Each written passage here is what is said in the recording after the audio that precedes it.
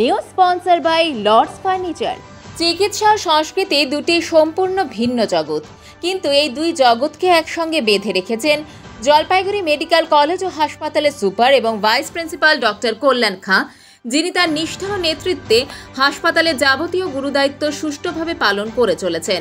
প্রশাসনিক দক্ষতা, মানবিক দৃষ্টি ও কর্মনিষ্ঠায় তিনি ইতিমধ্যেই সহকর্মী ও শিক্ষার্থী, প্রশাসনিক মহল, শহরবাসীর কাছে শ্রদ্ধা অর্জন করেছেন। তবে এই চিকিৎসকের আরেকটি রূপ অনেকেরই অজানা। তিনি একজন নিবেদিত প্রাণ নাট্যকর্মী।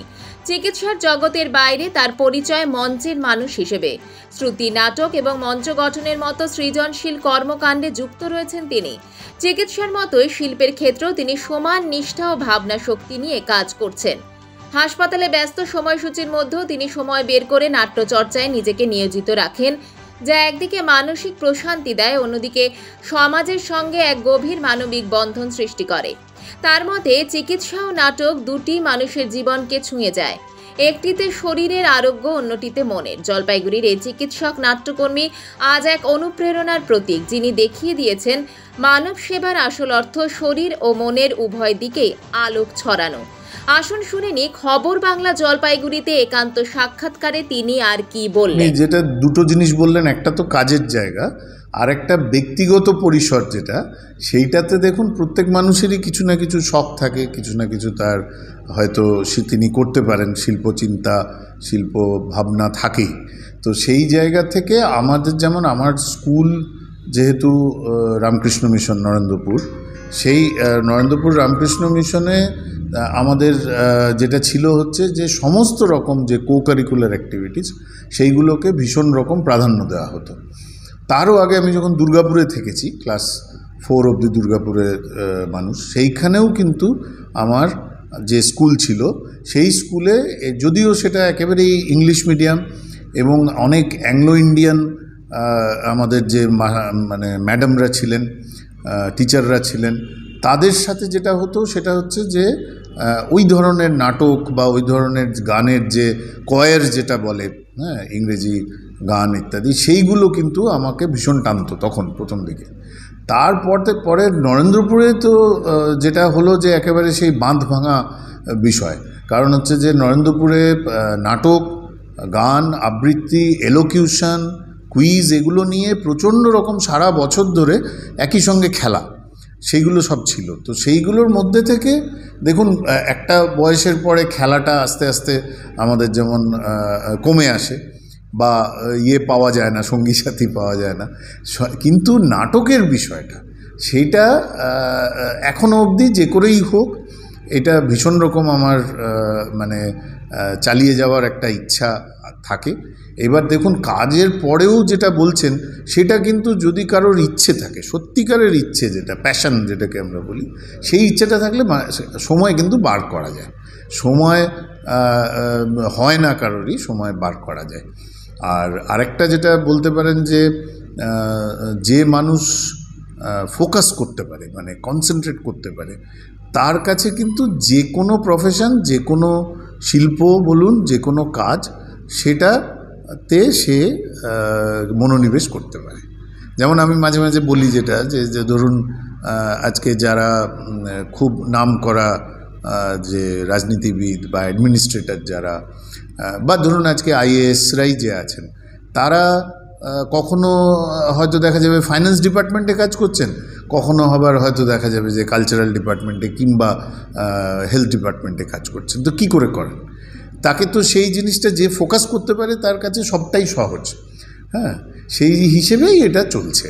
মঞ্চটা দেখুন, এখন আমার মানে রিসেন্ট যে চিন্তা, সেটাতে আমি এই যে টেডএক্স বলে যে একটা দেখবেন বক্তৃতার একটা আছে, টেডএক্সের যিনি হেড, তার একটা বই আছে, সেইটা পড়ে আমার যেটা মনে হয়েছে, সেটাতে উনি লিখছেন যে মানুষ যখন আদিম অবস্থায় ছিল তখন তো মানুষ হান্টার গ্যাদারার যেটা বলে, যে শিকার করে খেতে হতো। তো তারপরে যেটা হতো, সন্ধেবেলা আপনার একটা আগুন জ্বালানো হতো, মানুষ আগুন জ্বালাতেন, এবং সেখানে যিনি সবচেয়ে অভিজ্ঞ যে শিকারী, তিনি উঠে দাঁড়িয়ে কিছু কথাবার্তা বলতেন, হয়তো সাইন ল্যাঙ্গুয়েজেই বলতেন।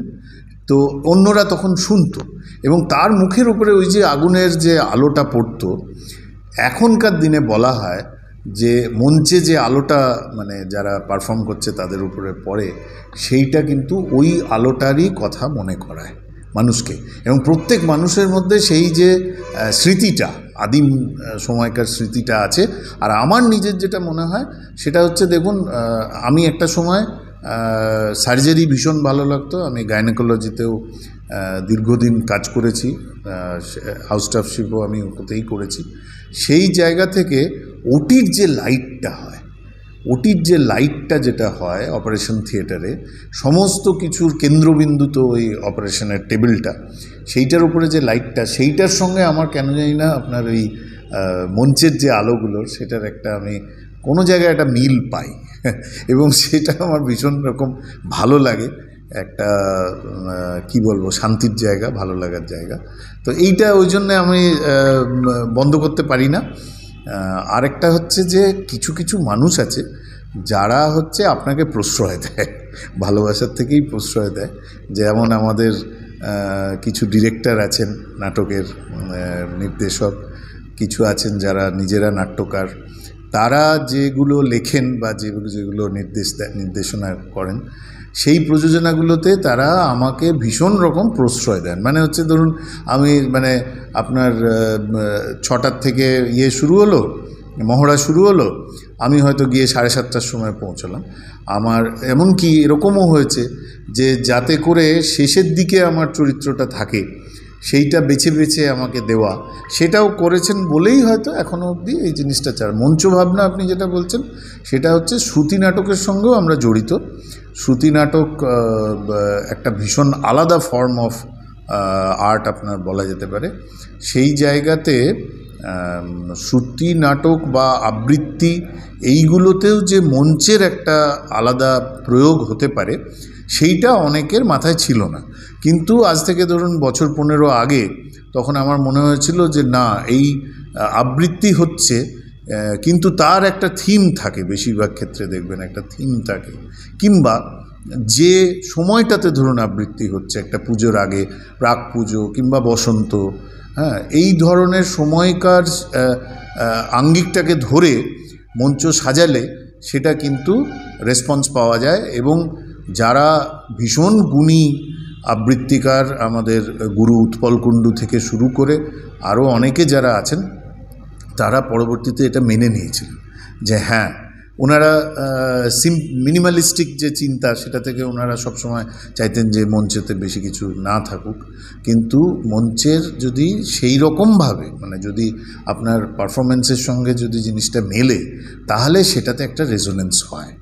এটা তো দেখুন এইটা এই মুহূর্তে আমাদের 29 তারিখে ছিল অনুষ্ঠানটা, এবং সেখানে গুণীজন যারা ছিলেন তারা প্রত্যেকে ওই শ্রুতি নাটক যেটা করা হয়েছে সেটা দেখে ভীষণ রকম তাদের ভালো ফিডব্যাক আমরা পেয়েছি, এবং সেটা আমাদের ডাক্তারি শাস্ত্রের সঙ্গেই জড়িত। পরশুরামের চিকিৎসা সংকট, সেই জন্যে হয়তো আমাদের ইয়েটা আরও সকলের কাছে গ্রহণযোগ্য হয়েছে। সেটার সঙ্গে দেবশঙ্কর হালদার তো মানে মঞ্চের এই মুহূর্তে, আমি সেদিন অনুষ্ঠানে বলেওছি, সকালে যে অনুষ্ঠান ছিল নর্থ বেঙ্গল মেডিকেল কলেজে, যে দেবশঙ্কর হালদার এই মুহূর্তে বাংলা মঞ্চের অমিতাভ বচ্চন বলা যেতে পারে। উনিও সেটা শুনে খুব হেসেছিলেন। তো পরবর্তীতে উনি যখন নাটক যখন সন্ধেবেলা করলেন, আপনারাও খবর নিলে জানতে পারবেন যে মানুষ মুগ্ধ হয়ে গেছে।